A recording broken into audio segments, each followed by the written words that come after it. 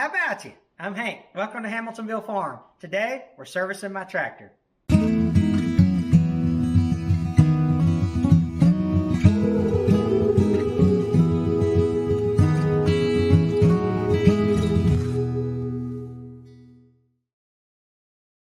Hey, if this is your first time to Hamiltonville Farm, I want to say welcome. We're a veteran-owned small hobby farm in the panhandle of Florida.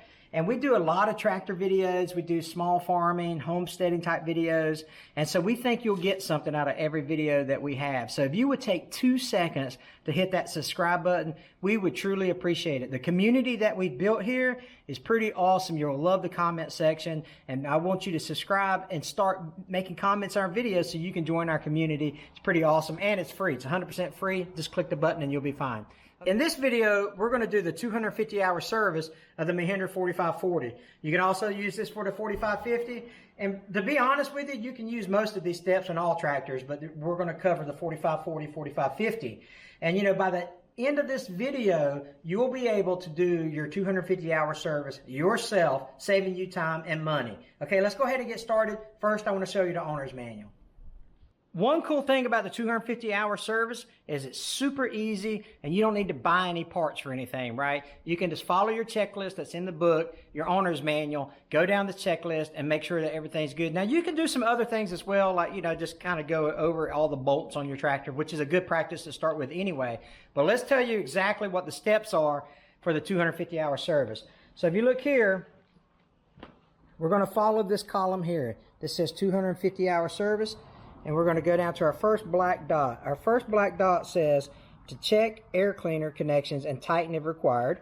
And then we're going to follow this column all the way down, and it says the cooling system. We're going to check the coolant level in the radiator and top off if necessary, and check radiator hose connections and tighten if required.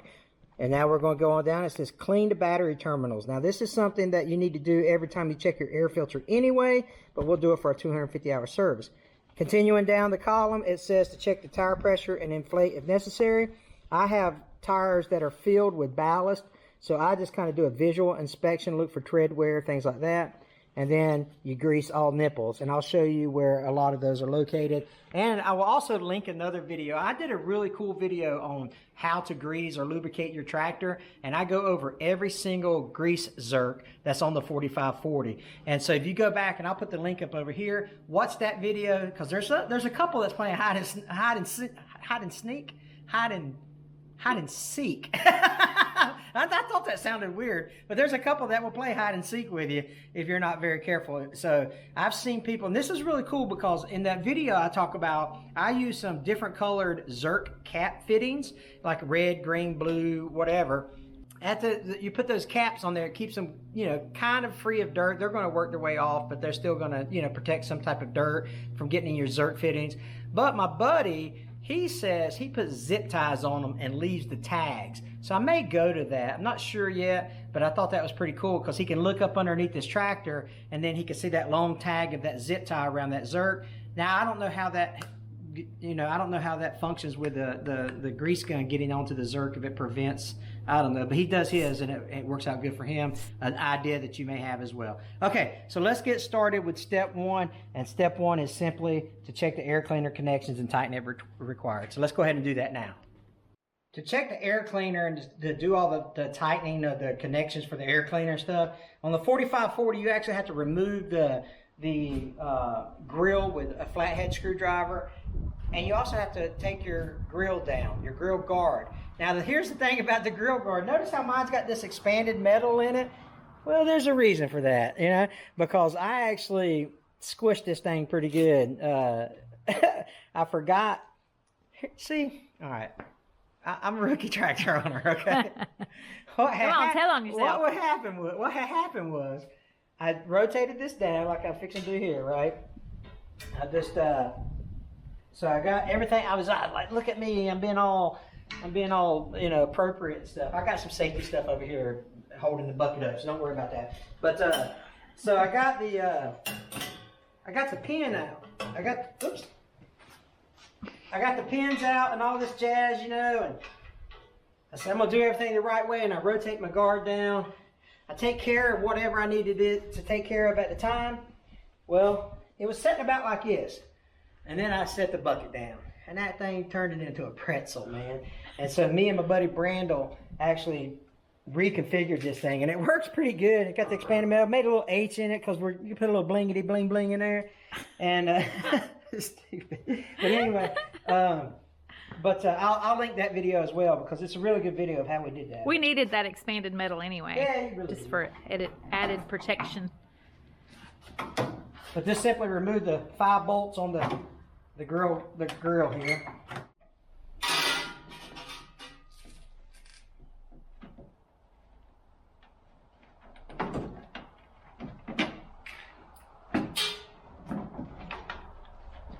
Okay, taking it off this grill guard is going to be important because we're going to do a couple things where this thing is going to need to stay off, right? Because we talked about the list already. So let's look at number 1. Check the air cleaner connections. And so this is your air cleaner here. So your connections are these brackets here. There's 3 of them that work your way around. This hose here. Now we don't actually have to connect we don't have to actually clean the air filter element in this particular video. However, there is something I want to mention. If you're having to buy air filters, oil filters, small parts, fluids, grease, things like that, we've teamed up with Mahindra of Greensburg, right? They're out of Pennsylvania, and they have a website called 4mymahindra.com. The number 4, mymahindra.com. I'm going to put that link in this video, and I'm also going to put it in the description below. If you use promo code HANK, H-A-N-K, you can save 10% of your Mahindra parts, your filters, your grease, your oils, your small parts. Well, they can get you any part for your Mahindra, to be honest with you.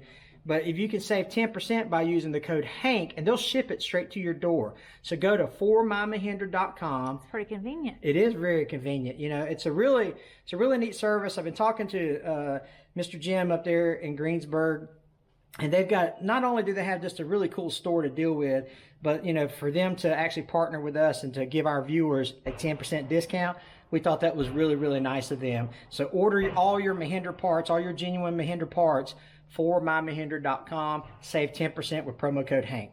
Okay, let's check out some more connections on the air filter connections like the checklist says too. On the back side of this, you got some wiring that goes up through there. So I just make sure that the wiring is still secure. And there's a hose clamp here. I'm just going to give it a little tweak. Make sure it's still tight, and it is. All right, so our air filter. Now, what we can do here is we can check, it says to clean our battery terminals. So look at our battery terminals here. All right, so you can see how nice and clean they are. And so what we'll actually do is I'll take a steel brush and I'll clean these up. And I need to run to the store and I'm going to buy those felt pads, maybe some of that grease that they give you to clean those up with. And I'll put those on there too. So make sure you do that. These are really, really clean. And so we're good for now, but I want to stay good. So I'm going to add those felt pads and some of that petroleum, I think it is, that they go on the terminals. So you check the connections for your air cleaner on the front side of the radiator. Now on the back side, you have the hose that goes into the engine compartment. It has a hose clamp on it there as well. Just make sure you tighten that down there. Make sure that that connection is good. Then you move on to step 2. Step 2 and 3 is to check your coolant level and to check the coolant hose connections and tighten if required. Now, if you look at my coolant level in my tank, it's probably a 1/4 inch above minimum. So I'll keep an eye on that, and then I'll add some antifreeze or some coolant as required if I see that this goes down anymore. And underneath here, you have your coolant hoses that go here, and they all have hose clamps on them. So I'm just going to connect those. Can you see that? I'm just going to check those hoses to make sure they're tight.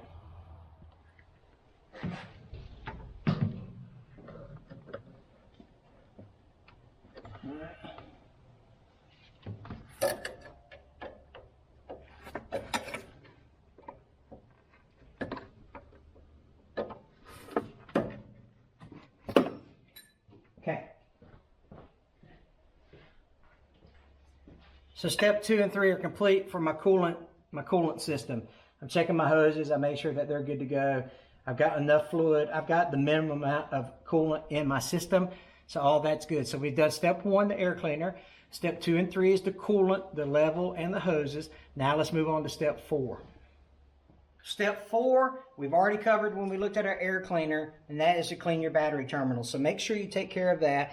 Every time I clean my air filter, I check my battery connections, because you'll hear a lot of horror stories about some battery terminal corrosions or some cables that are bad, and it will cause grounding issues, things like that. So make sure you're constantly looking at that, just not at your 250-hour service. Okay, so that's step 4. Step 5 is another easy step. Check your tire inflation and adjust the pressure as required. Again, mine are filled with ballast. I got water in all 4 tires. So I do a visual inspection, and I look to see tread wear. I look to see if it's a round tire, not over rounded. So I look here. Basically, I'm just looking to see if the tire is wearing appropriately and evenly, and that tells me if my pressure is good or not. And also, you know, as you're working on your tractor, I'm looking at my tires to make sure, like, if I put, 5,000 pounds of load on it, that it's not bad on the tire, so to speak. And finally, step 6 of this easy 250-hour service is to grease all nipples, right? There's 12 total Zerk fittings, and I'll show you where all 12 are on the 4540. And so I'll take the time and I'll do that. So we'll go ahead and start greasing the tractor. I use a lock and lube on mine. I really wish I had a battery operated grease gun, because I grease my tractor all the time, right? I grease my loader every time I use it. And so, using a lock and lube or a battery powered grease gun would make my life a lot more simple, or a lot easier if I had a battery powered grease gun. Maybe you can get me one for Christmas. No, what? What do you mean? So let's go ahead and let me show you where these Zerks are, and let's get started with the greasing process. If you like the video so far, please hit that subscribe button. We'd love for you to be part of us. I always start off with number 1 being my 4-wheel drive lever. This is right underneath the floorboard. I've got a cap on there. This will be number 1, and I'll work my way clockwise around the tractor. This is number 2. You can see I've got a red Zerk cap cover here. Now you can see see how I got a red one here? This is your clutch. This is number 2.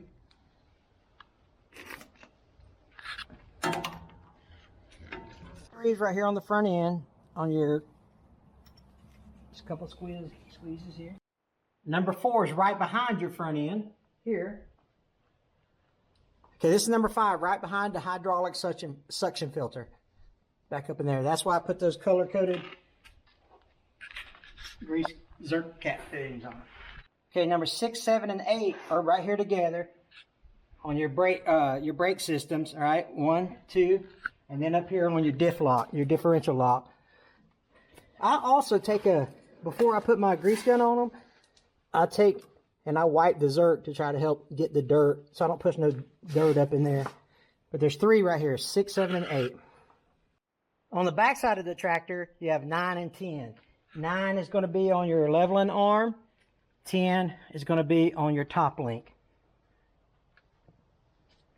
Okay, here's number 11, and that's the same crossbar that comes across for your differential lock. And here's number 12. This is the one that kind of played hide and seek with you here. This is your, what is that, your clutch? I can't tell. It's kind of dark too, so yeah, hopefully I can get it in there. It's right behind the number 1 that we started with. Yeah, right behind number 1. There's number 1 right there. Yeah, so there's number 12. All right, so let's grease it. See how you can save a couple $100 if you want to do your own 250-hour service? You know, it's very easy. There's only a few more things I got to do to actually get this thing done. If you have a front end loader, there's going to be more grease fittings on that front end loader. But I grease my front end loader literally every time I get on my tractor. So make sure you grease your front end loader. All I got to do now is I got to remember to bring my grill guard back up, right? So because I don't want to squish that thing again. And then I'll button up the tractor. As always, there's going to be that little white circle pop up there. If you click on that, that will take you to our subscribe page. But we also have a little playlist underneath it called Tractor Stuff. If you click on that, it'll take you to all our videos where the Mahindra 4540 is doing a lot of things, grapple work, bush hog work, some other things around the farm. So click on those and watch some more of our videos. We'd appreciate it. But we'll catch you on the next one. You guys take care.